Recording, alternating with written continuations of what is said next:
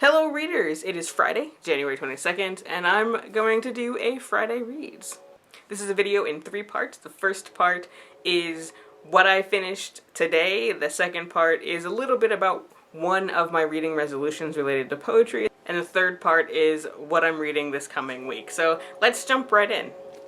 So this morning at the breakfast table, I finished Date Me Bryson Kellard by Kevin Van Wee, and let me tell you, if you are a fan of like the 90s rom-com, a la like She's All That,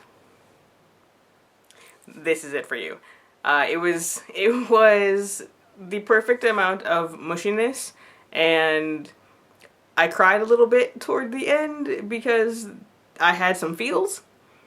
But it's essentially the story is about this kid who accepts a dare to date a different person every week, and the main character, the guy telling the story, toward the end of this dare, asks the guy out, and their story is a story of discovering sexuality. It's a story of coming to terms with one's identity. It is the perfect story for fans of 90s rom-coms. I also wanted to give you an update about one of my resolutions, that is reading a poetry collection every month. 2 things. First, I have every month filled now except December, and I'm hopefully going to get a recommendation from one of my friends for that one.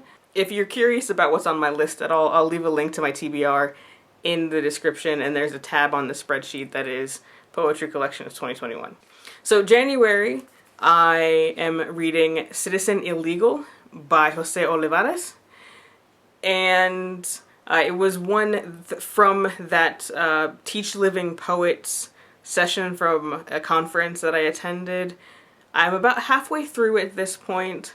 I'm really excited about taking the time to explicate some of the poems, and what I may do, what I'm really thinking hard about doing, is explicating it and making a video about both the explication and my process of explicating poems, because it's fun for me taking poems apart to find the meaning. And so I thought, maybe I'll do one. Maybe that'll be my like homework for every month, is to explicate one poem for y'all. We'll see.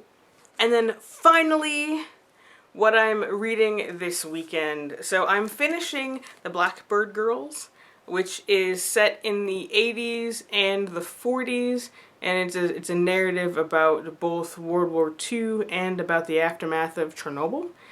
2 rival girls end up living together with one of their grandmothers, and it's about how they become friends, and it's about the aftermath of Chernobyl and, running from the Germans in Russia.